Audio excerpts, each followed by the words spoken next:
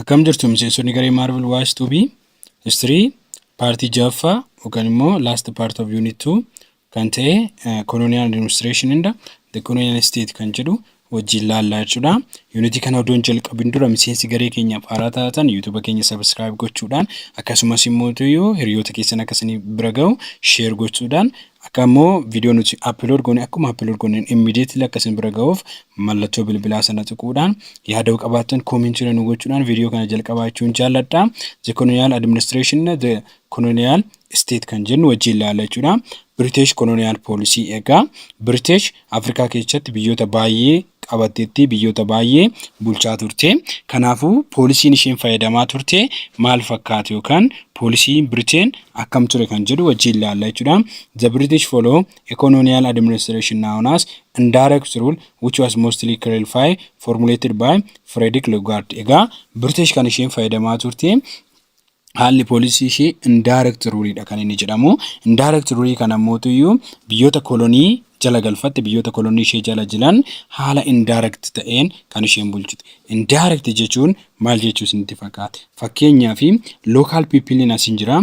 Local people jiru sana uummata local people jiru sana nugusa ishee tokko of jalatti muuduudhaan of jala gochuudhaan isheen Britain gubbaa kanarra nugusni isheen jalatti bulchitu immoo iddoo kana uummanni jidduu kana bulchiti jechuudha. Kanaafuu Britain zoortee uummata muluu bulchiti jechuudha. Kanaafuu indirect rule sababiin jenneef mootota achi keessa namoota tokko tokko biyyuma ishee keessa lokaalii filattee aangorra gootee guutummaa immoo biyyattii ofii isheetii dominate kan itti gootitu indirect rule jedhama. Yaada kana kan fide Britain keessatti waa'ee kana immoo formulate godhee yaada kana kan qabatee dhufe Frederick Lugard dha jechuudha. Frederick Lugard. In 1822, Lugard published his book called The Dual Mandate in British Tropical Africa. Egaa Lugard yaadni isaa kitaaba barreecheera. Kitaaba bara 1922 barreechi maal jedhama? The Dual Mandate in British Tropical Area.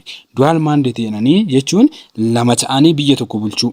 Lama ta'anii biyya tokko bulchuu keessattuu jechaan Tropical Africa. Biyyoota Tropical Africa kan jedhaman jechaan biyyoota West Africa keessatti argaman bulchuudha. Kanaafuu du'aalidhaan lama ta'aniiti. Warra aangoo qaban gubbaarra aangootii keessaa fudhattee isheen immoo gubbaarra olaantummaa hin qabaatti Britain haala kanaan kan bulchitu kanaadha. Namni kun macaafa kana barreessee jechuudha. He described the system of government he had worked out for the administration in northern Nigeria. Egaa wajiinsa echatti kan inni jalqabe systemni kuni northern Nigeria irratti kan jalqaba apply the administration system kun wajirra kan inni oole jechuudha. Work out kan ta'e yeroo sanatti. He recommended his application to all British tropical Africa to colony. Egaa kanarraa ka'uudhaan umarra immoo maali godhee biyyoota Britain harkatti qabatteera Afrikaa keessa kan jirtu koloniiwwan Afrikaa kan ta'an hundumarrattu akka hojjetu recommend godhe jechuudha. Itti meechuudha British colony ishee biyyoota colony ishee hundumarrattu indirect rule kan akka fayyadamtu gorsee jechuudha. Indirect rule was believed by the British to be the cheapest and the most effective way to administering the vast population strictly over the even vast territory within the minimum of European personnel. Akkuma isiniin jedhee indirect rule kun kan isheen bulchitu costin isheen baastu qarshiin isheen baaftu cheapidha gadi bu'aadha yookaan immoo most effective dha. Sababiin isaa maal isinitti fakkaate? Administrate kan gootu biyyoota 100 soo ta'an biyyoota 100 keessaa nama tokko gubbaa goote nama 100 gubbaarra jiran kana duwwaa gaafatte jechuudha waa'ee isaaniitiif. Kanaafuu lafa bal'aa ta'e administrate gochuudhaaf populationii bal'aa ta'e administrate gochuudhaaf bulchuudhaaf yookaan immoo namoota muraasan uummata muraasan bakka sana bulchuu irratti gahee guddaa waan isaaniif taphatuuf inni kun cheapest fi more effective dha jechuudha. Gatii qaalii isaan hin baasisu sanirraa immoo more effective kan ta'e jechuudha indirect rule. But indirect rule was far from beginning clear cut system. Egaa clear cut system kan jedhamu yookaan immoo ofii isaaniitii irratti argamanii bulchuurraa baay'ee fagaata jechuudha. Fakkeenyaaf clear cut kan jennu kun ofuma biyya sana irratti dhaqanii kan bulchanoo ta'e clear cut jennaan. Garuu indirect rule kun naqanii koloniyaalii kan jiran achirratti namoota bakka buusu. Kanaafuu isa kanaaf garaagarummaa qaba jechuudha. It is application varied in remains from colony to colony. Yaa ta'u garuu application haalli hojiirra inni itti oolu indirect rule kunuyyuu iddoodhaa iddootti koloniidha. Koloniitti paartii kolonii jira jiran bakka tokkotti biyyootatti maalii qaba?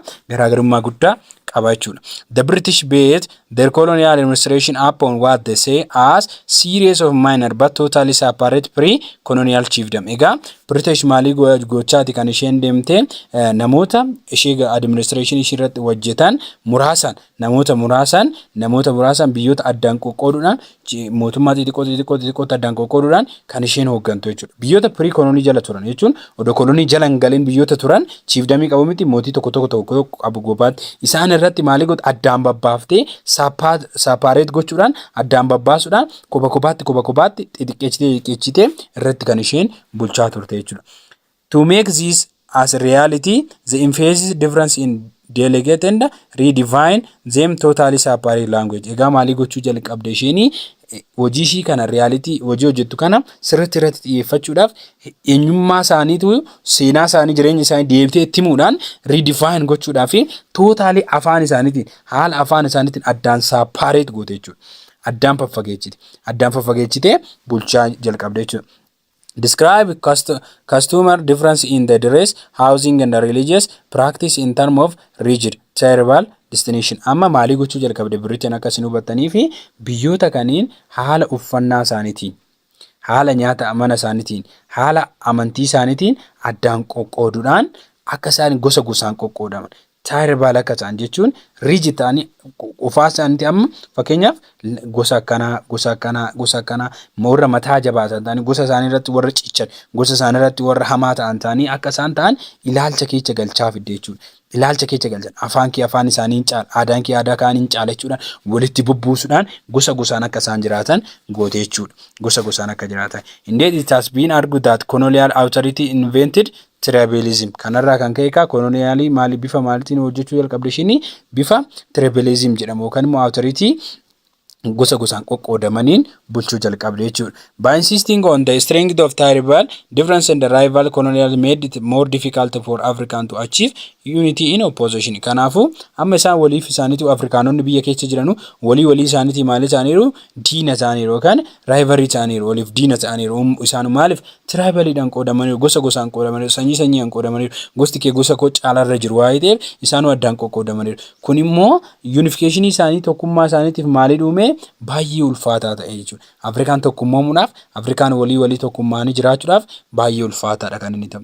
The British those made use of age old imperial maxim divine and rule. Egaa Britain maaliif fayyadamaa turte rule ishii keessatti divine jechuun qoqqooddee bulchuu divine and rule fayyadamaa turte jechuudha. Biyyoota san imperial ishiin kan gochaa turte kolonii jalatti kan isheen bulte addaan qoqqoodaa kan isheen bulte. Fakkeenya kanaaf immoo baay'ee kan beekamtu odoo Afrikaa keessaa baanee Hindii, Paakistaanii fi Hindiitti kan amma addaan qoqqoodde Britain jechuudha. Britain maaliif fayyadamti? Divine and rule fayyadamti jechuudha. Inni lammaffaa immoo the French colonial policy. French colonial policy fayyadamti kan jedhu alaala.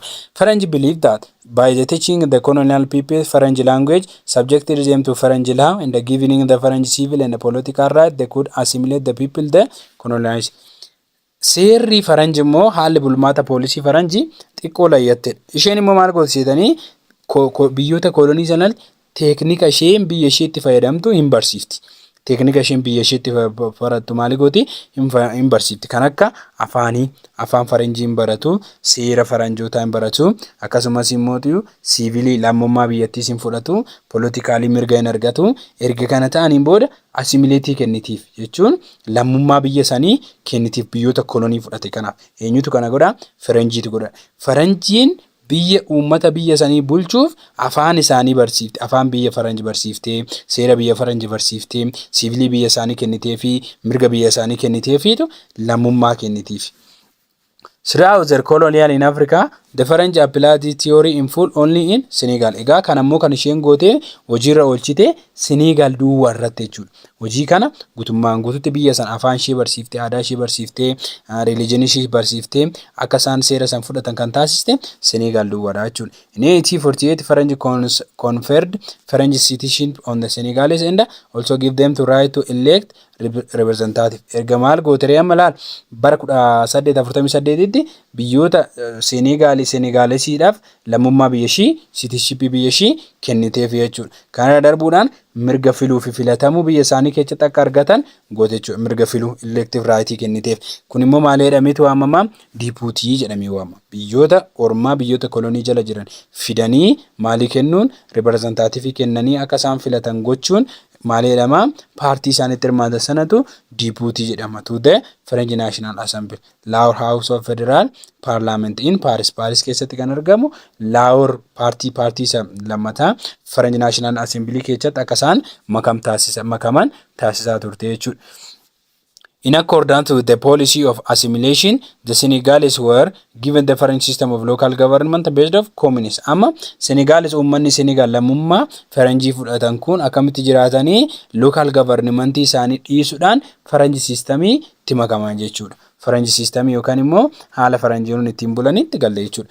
All indigenous inhabited were Faranjii citizens enjoy the same civil and the political right as Faranjiiwwan. Egaa warri sirna kana keessatti maalitaan lammummaa isaanii jijjiirratan akka warra Faranjiimaanitti warra Faranjiitti maal argataniiru mirga siyaasatii fi mirga sivilii yookaan mirga lammummaa argachuu danda'aniiru jechuudha. People born in other part of the Faranji colonial could become citizen only if they could read, write and speak Faranji well. Egaa lammiin biyya ormaatti biyya biraatti dhalate lammummaa biyya Faranjii argachuudhaaf yeroo sana maalii gochuu qaba? Dirqama afaan Faranjii dubbisuu, barreessuu fi dubbachuu danda'uu qaba jechuudha. Kanaafuu yoo ulaagaa kanneen guute lammummaa biyya sanii argachuun isaaf salphata jechuudha.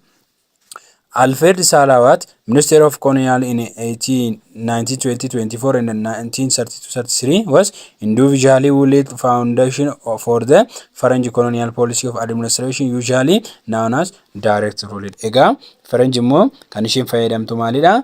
Direct rule kan jedhamudha. Isa kana immoo kan fide eenyudha? Alfred Salawat. Inni immoo ministeera koloniiti. Biyyoota kolonii jala galan irratti ministeerummaa qaba jechuudha. Bara 1920 hanga 32 jidduutti ministeera warra kolonii jala biyyoota kolonii jala galanitti ministeerummaa qaba Alfred Salawat kun. Kanaafuu yaada direct rule kan jedhu kana kan fide eenyudha inni Faranjii keessatti eenyudha? Alfred Salawat jechuudha. Salawat was very different from that of the Englishman. Egaa warra Ingiliffarraa warra lammii biyya Ingilaandirraa yaadni isaa baay'ee garaagarummaa qaba jechuudha. Warri Ingilaan indirect rule Salawat garuu direct rule kan fayyadamu jechuudha. Maaliif? It was less respectful of African personality while also being more frontal toward of Africa. Egaa Salawat uummata Afrikaanotaatiif kabajaa gadi bu'aa ta'e qaba jechuun bakkeen inni qabu bakkee gadi bu'aadha jechuudha. Bakkee gadi bu'aa ofii isaanii jijjiiruu irratti uummanni Afrikaa personally gadi bu'oota dadhaboota hidheeti kan inni yaadu. Salawat never talk about allow the African to develop along their own line. Kanaafuu Salawat hin eeyyamuuf uummanni Afrikaa karaa isaaniitiin akka guddataniin yaada isaaniitiin akka guddatan maaliin godhu hin haasa'us hin eeyyamus jechuudha. Uummanni Afrikaa guddachuu akka danda'an inni ittinis hin amanu akka guddatanis hin barbaadu. Its dominant thought was the French and her African colony must be kept as united in peace they had been in war. Egaa maaleedheetu yaanni isaa yaanni baay'ee beekamaa ta'e yaanni baay'ee beekamaa ta'e Faranjii fi Afrikaanonni maalii ta'uu qabu? Gaafa biyyi tokko waraana keessa seenan waliin ta'anii unity tokkummaa eeguu qabu jedha. Amma fakkeenyaaf odoo Faranjii waraana keessa seentee biyyoota biroo hojii waraanoo seente biyyoonni kolonii keessa jirus Faranjii hojii walii galeetu nagaa isaa eeggachuu danda'a jedheetu haasaa isaa isa beekamaa isaati. There were two major differences between the British and the French method. Egaa jalqabumaa kalaallee British indirectidha. British Faranjii mootuyyuu maalii hordofti? Direct rule kanaafuu garaagarummaa guddaatu jira jalqabumarraa yookaan isarra darbee immoo akkaataan isaan Afrikaatti bulchan isaan Afrikaatti gavarni godhanis immoo garaagarummaa guddaa qaba jechuudha. Garaagarummaa guddaa qaba.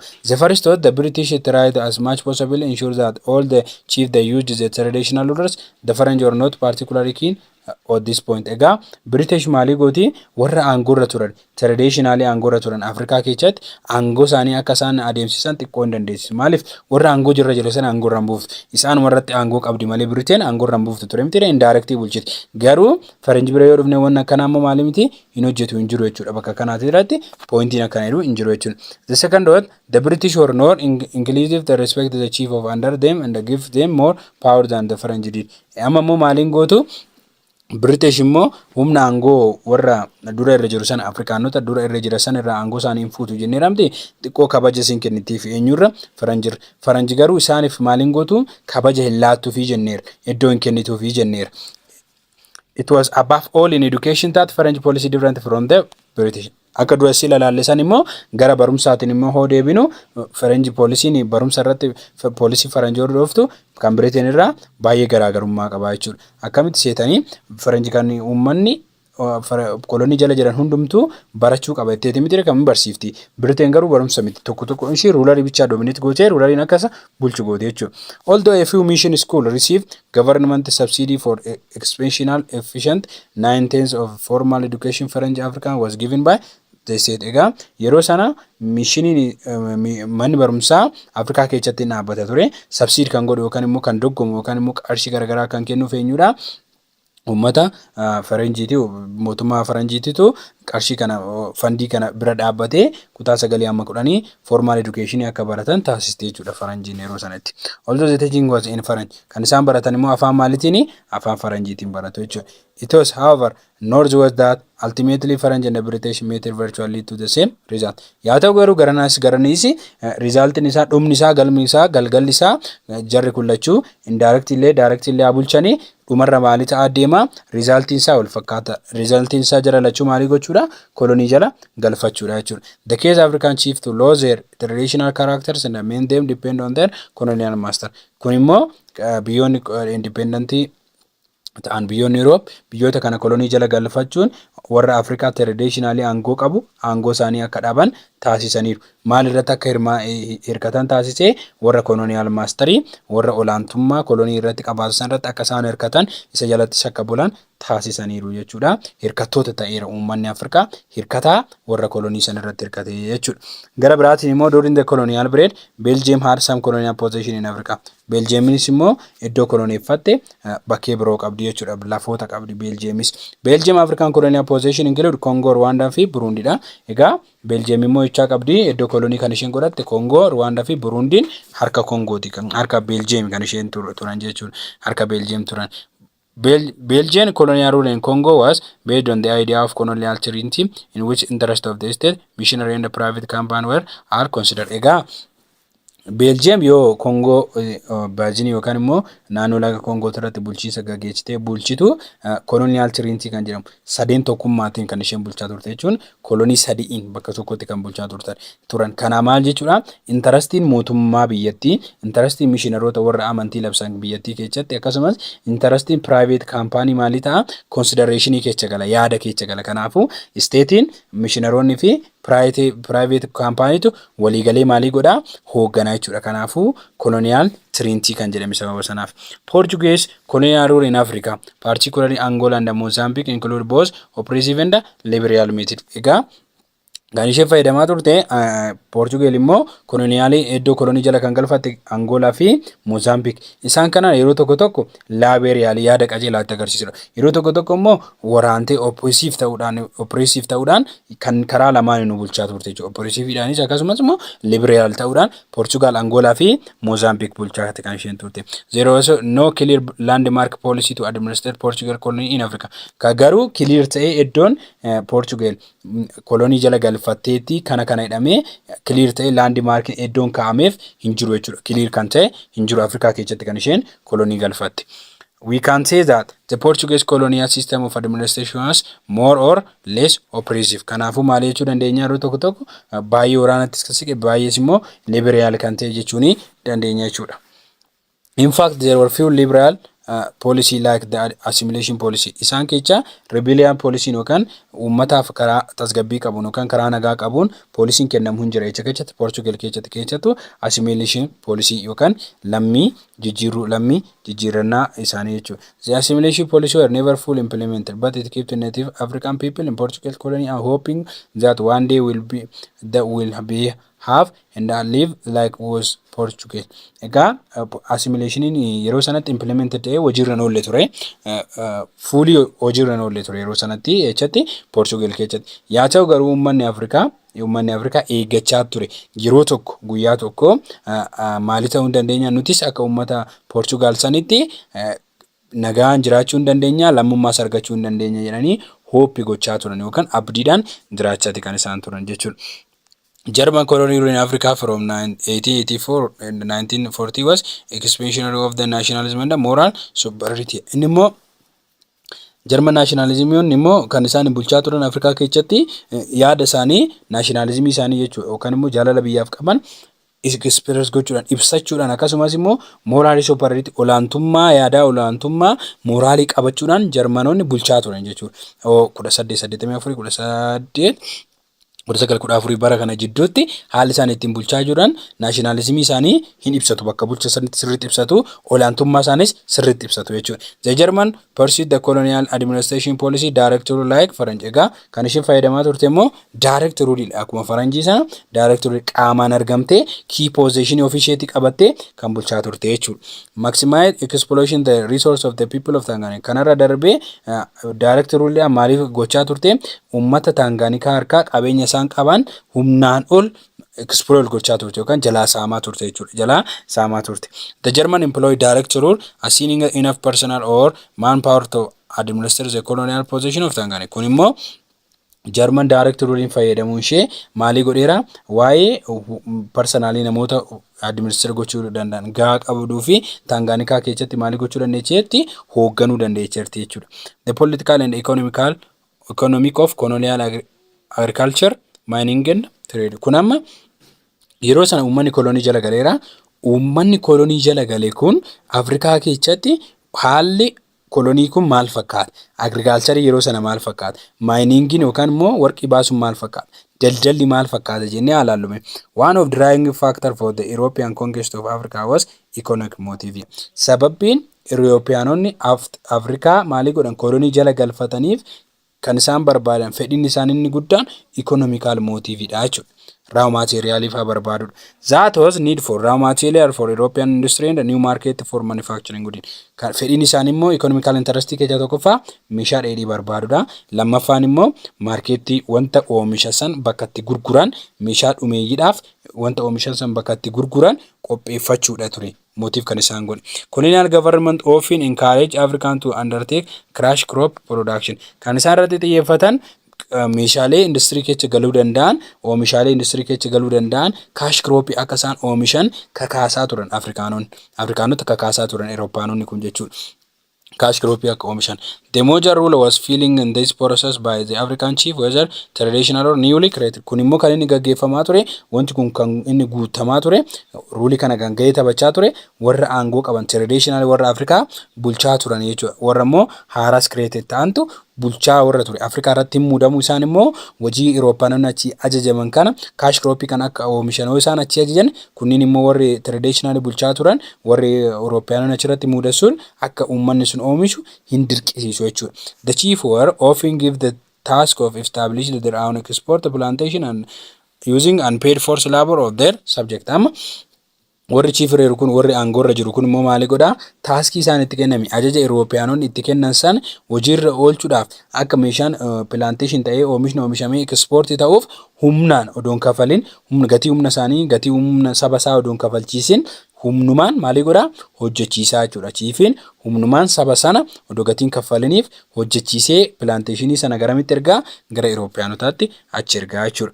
The most important cash crop were palm oil, palm kernels, peanut nut, cocoa, coffee and cotton. Kanneen oomishama jechuudha. Palm oil kan jedhamu, palm kernels kan jedhamu, peanut kan jedhamu, cocoa, coffee fi cottoniin baay'inaan echatti oomishamu. Cash crop oomishamanii garasitti export ta'anii jechuudha. Small scale peasant farmers had dominate the cash crop production in much of tropical area. Qote bultoonni muraasni qofti iddoo tropical Africa jedhamu West Africa guddaa sana irratti maalii gochaa turanii oomishaa turan jechuudha. Dirqamaan oomishaa turan. Groundnut remained the main cash crop in Cote d'Ivoire, Angola, Tanganyika, Uganda and Eastern Belgian Congo. Egaa isaan keessaa baay'inaan groundnut kan jedhamu kun echatti oomishama. Cote d'Ivoire keessatti oomishama, Angola keessatti oomishama, Tanganyika keessatti oomishama, Uganda keessatti oomishama, Eastern Belgium jechuun iddoo Congo Eastern Belgium yookaan immoo Congo iddoo Belgium qabame sana keessatti baay'ee oomishama jechuudha. Kaawaa was even more successfully as dominant cash crop in northern Nigeria and Senegal. Kaawaa kan jedhamu kun immoo jecha oomishama northern Nigeria fi Senegal keessatti baay'inaan kan oomishamu jechuudha. Coffee was developed as a profitable cash crop and remained the principal export crop the Gold Coast and southeastern Nigeria. Bunni immoo jecha oomishama, koofiin kan oomishamu isaan keessaa baay'ee bu'aa kan buusu biyyoota develop ta'an keessa cash crop jiran keessa baay'ee bu'aa kan isaanii buusudha. Principal export kan inni ta'u jecha oomishama Gold Coast kan jedhamte Guinea South Western Nigeria jechuudha. Asitti oomishameet kan inni ergamaa ture. Cotton immoo jirbiin which was lowly priced and labor intensive was usually produced only under pressure for Europe. Cotton kun bu'aan isaa baay'ee price isaa gadi bu'aadha. Hammi qarshiin itti gurguramu gadi bu'aadha. Gen humna baay'ee gaafata. Namoonni baay'een akka oomisha keessatti hirmaatan gaafata. Sababii kanarraa kan ka'e farmariin qote bultoonni hin oomishan ture. Qote bultoonni ofii hin oomishan ture. Garuu humnaan Euroopiyaanonni pressuriidhaan humnaan maalii godhu akka isaan oomishan taasisaa turan jechuudha. To satisfy the demand of the French textile industry, peasant products of cotton was made compulsory in certain parts of Urbain Cherty, Central African Republic, Obari Volta, Burkina Faso, Mali and Nigeria. Egaa uummanni amma fakkeenya Faranjii taksaayiil kan jedhamu wannoon jira industirii kafana oomishitu jira. Isa kana satisfy gochuudhaaf fedhii isaa guutuudhaaf peezantoonni dirqamaan maalii godhu dirqamaan oomishu jechuudha. Maalii jirbii keessattuu Obangaay Chaarii kan jedhamte yookaan Central Africa keessatti Upper Volta kan jedhamte Burkina Faso Maaliif Nigeria keessatti dirqamaan uummanni oomishaa ture jechuudha. In Southern Sudan between the Blue Nile and the White Nile, the British government sponsored the vast irrigation scheme to promote the peasant production of cotton. Egaa South Sudan keessatti immoo iddoo Blue Nile fi White Nile jidduutti jechuudha. Jidduu isaatti British immoo sponsor gootee warra qotu sana irrigation sana maalii masinoodhaan qotu yookaan bishaan booyitiin qotu isa kana bira dhaabbachuudhaan sponsor gochuudhaan uummanni akka jirbii qotu taasisaa turte jechuudha. After tenant, however, lost access to land for growing food and only receive 14% of the profit from their cotton. Afrikaanonni qote bultoonni Afrikaa miidhamuu keessa darbanii jechuudha. Kan isaan argachaa turan waan nyaatanii fi waan oomishan irraa parsantii 40 duwwaa argatu jechuudha bu'aan isaan argachaa turan. Most of the African peasant farmers still grass first most of their own basic food. Egaa uummanni baay'een uummanni Afrikaa keessa jiraatan nyaata isaaniitiif oomishuudhaaf ammallee hin barbaadu garuu oomishuu hin dandeenye jechuudha. Cheap price from the French Indochina was imported into French West African colony and sold at a rate which undercut local food production. Egaa cheap price kan ta'e yookaan immoo raasii kan ruuza kan jennuun kun gatiin isaa gadi bu'aa kan ta'e French Indochina bakkee jedhamu yookaan immoo Indiyaa fi China jidduutti oomishama. Faranjiitu dominate godhee aangoo irraa qaba.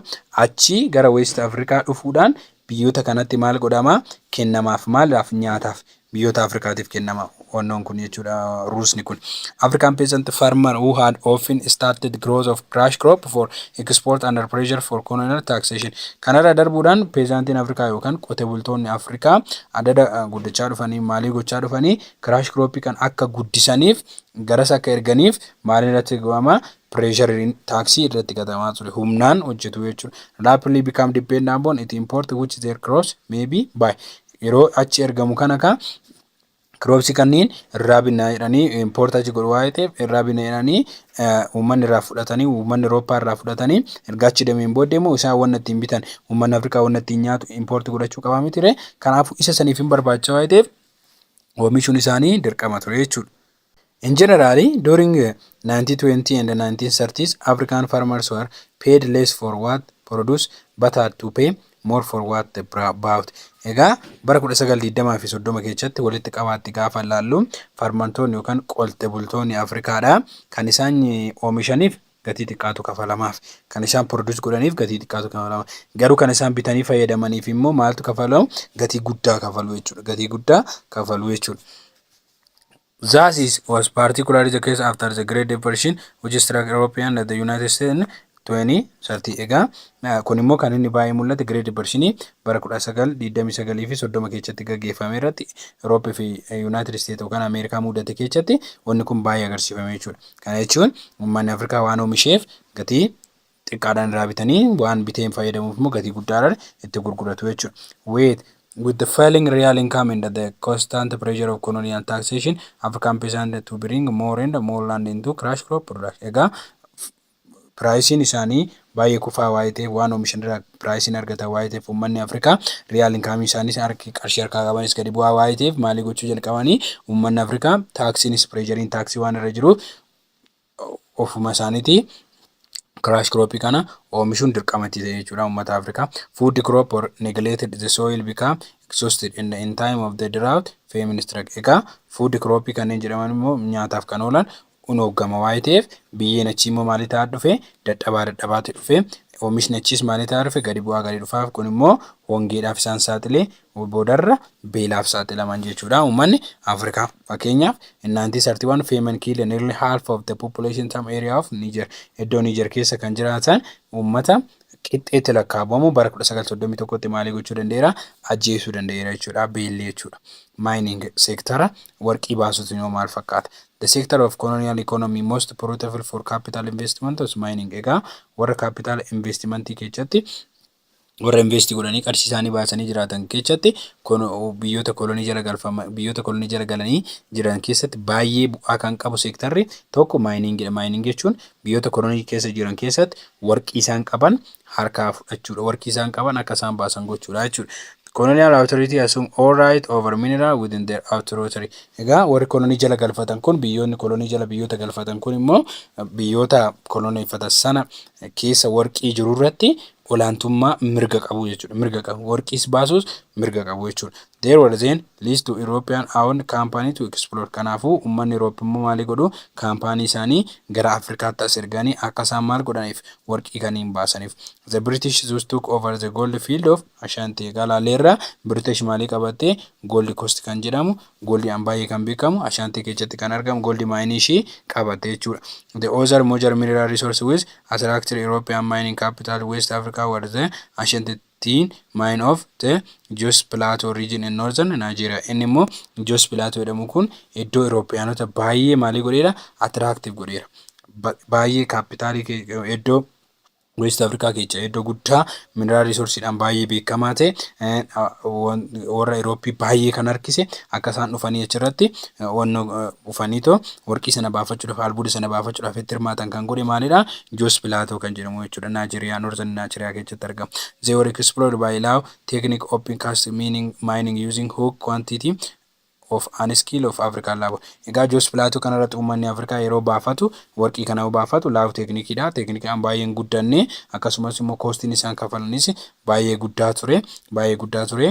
Huukkaansitii isaan barbaada meeshaa baay'ee isaan barbaada garuu isaan an skillidha jechuudha. Muuxannoo isin qabanii beekumsa isin qaban jechuudha. The richest part of tropical Africa for European mineral exploration in the colonial period were the Central Africa region, Katanga, Shaba and the Northern Rhodesia, Zambia, Copper Belt. Egaa iddoon baay'ee qabeenya warqiitiin baay'ee beekamaa taatee fi Euroopiyaanonni yeroo sana baay'ee kan keessaa baafatan tropical partii keessaa kan Katanga jedhamtu jechuutti kan argamtudha. Ishiin Katanga jedhamtu tun Central Africa keessatti argamti. Katanga yookaan Shaba jedhamti. Northern Rhodesia keessatti kan argamu kan Zambia lafa amma Zambia enu kan immoo maali jennaani Zambia Northern Rhodesia kanarratti immoo Copper Belt iddoo koppariin ittiin bahu bakkeen kunniin baay'ee iddoo qabeenya albuudatiin baay'ee beekamanidha. The Union Murani Company has obtained exclusive control of copper mining in Tanga. Kanaafuu Union Munaree Company kan jedhamu kaampaanii kuni Union walii galtee yookaan dhaabbata tokkummaanii Munaree Company jedhama. Inni kun immoo maalidha? Warqii achi keessatti argamu copper mining Katanga keessatti argamu kophaa isaatti exclusive godhee control godha jechuudha. Kophaa isaatiitti. The draw much of the initial labor from the area near Northern Rhodesia. Echaa fidaree uummata achitti argaman fiduudhaan gara sanitti fiduudhaan uummata naannoo sana jiran akka maal godhan akka dhufaniitoo warqii sana baasaniif Northern Rhodesia kanarraa ofitti waammatu jechuudha. The settlement of the white farmers along the Northern Rhodesia line of real way to grow maize and cattle to feed the Katanga miner. Egaa ummanni Northern Rhodesia keessa jiraatan white farmerii achi jiraataniif maalii gochaa turanii meezii akkasumas immoo kasalii garaagaraa horii garaagaraatii fi albuudota meeshaa nyaataaf ta'an wantoota garaagaraa achitti guddisuudhaan uummata naannoo sanitti warqii baasan gargaaraa yookaan immoo nyaachisaa turan jechuudha. Southern Rhodesia was another important zone of European mining enterprise. Egaa Southern Rhodesia kan jedhamtes immoo iddoo Euroopiyaanonni warqii keessa baasuudhaaf irratti xiyyeeffatan keessa kan birooti kan isheen turte jechuudha. Beyond the coal of Hawengi which provide the copper belt, Katanga mine was most of the industrial food. Southern Rhodesia became a major producer of gold, copper and asbestos. Egaa iddoon kooliin Aishabaa kasalli jechuudha. Hawangee kana kan ba'uura darbee akkasumas immoo copper belt kan jedhame eenyudha Katangaadha. Kanneen irra darbee immoo Southern Rhodesia immoo maaliidhaan beekamti? Gooldiidhaan, warqiidhaan, kopparii fi asbestosiidhaan baay'ee beekamti. Kunniin hundumtuu biyyoota isaan maalii gochaa turanii mojar industrial food fa'aa hankeechaa baafachaa turan kanneen kan itti fayyadamaa turanidha jechuudha. Haalli albuuda isaa kana fakkaata. The domination industrial mining center of the Southern Africa was the Witwatersrand. Amma biyyoonni Euroopiyaanota iddoon isaan qabatan South Africa keessaa immoo bakkee maalii jedhamtuudha Witwatersrand kanneen jedhamtu irratti mining centerii godhatanii itti fayyadamaa turan jechuudha. Euroopiyaanonni biyyoon industrially. This is the last part of unit 2.